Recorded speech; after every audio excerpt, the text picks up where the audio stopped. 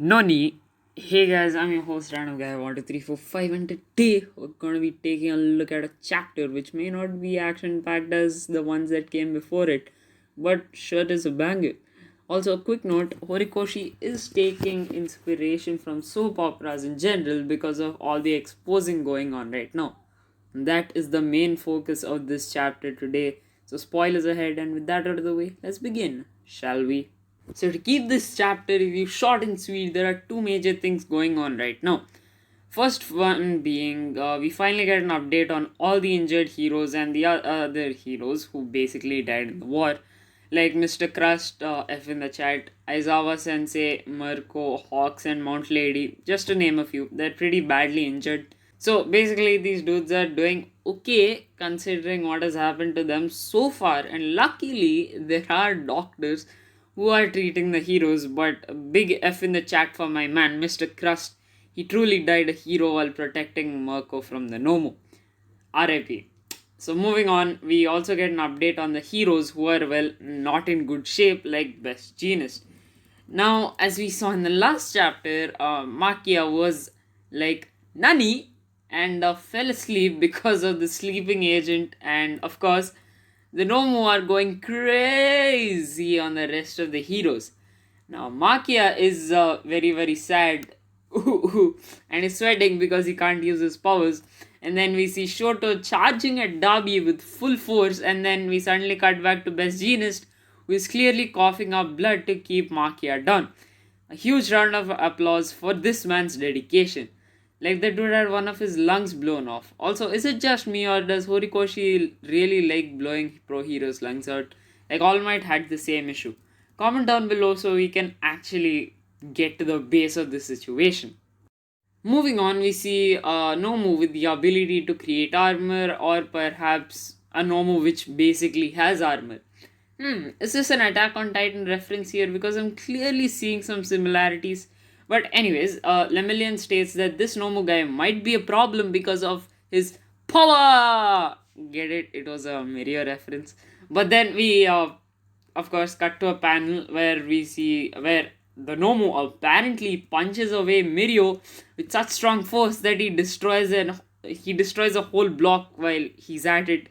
And then Mirio finally admits that this Nomu might be as strong as the Nomu that Endeavor fought in Kyushu, like the high end, the finale of season 4. So this is really hinting that he's very strong Sugoi Desune, considering Endeavor had to go plus ultra to take that Nomu out. Now, so we get information that Bakugo is so injured that he can't even speak or respond to what Tenya is saying. Now that's a lot of damage. It's a lot of damage because he got stabbed in the stomach. Crazy stuff.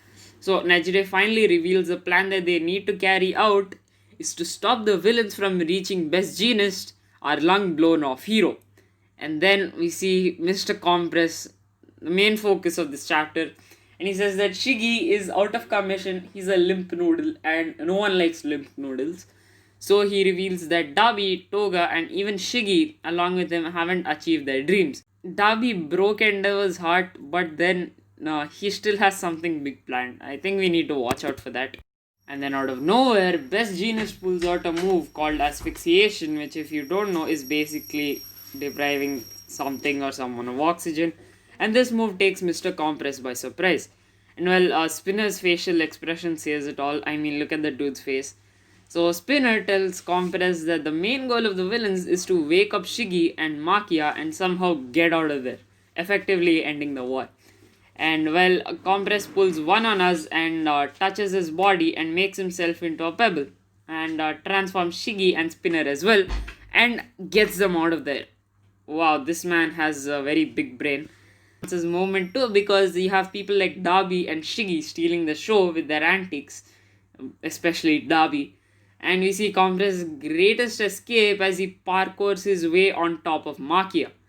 So we get a backstory of a guy called Uji Harima, and he was like the stain of that time, considering the ideals and the motivations, but with less blood, and including the fact that he gave the money that he stole from the pro heroes to the poor.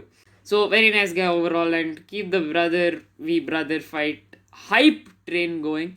We cut to Darby and Shoto as they're duking it out with flash fire fists and stuff like that. And surprisingly, Darby doesn't want to kill Shoto yet because Endeavor isn't there to notice it since he passed out cold last chapter. Yeah, he just fell down, face planted, and then Shoto gets jet burned and tries to escape, and Darby tries to escape with compress.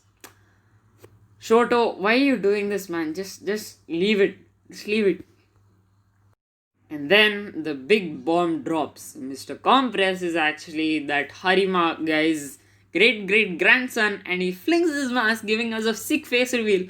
It's very chadly because it is, and being the showman that he is, calls the event a once in a lifetime show. What an entertainer! Sorry, All Might, but that's just how it is. Mr. Compress is much better because he entertained us through this chapter, and I would love to attend that once in a lifetime show. To be honest, just saying, just putting it out there. Well, I mean, on another note, Horikoshi is really watching soap operas because literally every single chapter is someone exposing someone, like Darby exposes Endeavor, this Compress guy exposes true identity. Stuff's going on. That's it. That's the best way I can explain. That's it for today's chapter review, guys. If you enjoyed, make sure you like, share, and subscribe, and turn on post notifications if you're new around here, so that you don't miss out on these videos. And yeah, also on Wednesday, there's a fan theory that's coming out that you really want to check out because it's going to be the best one so far.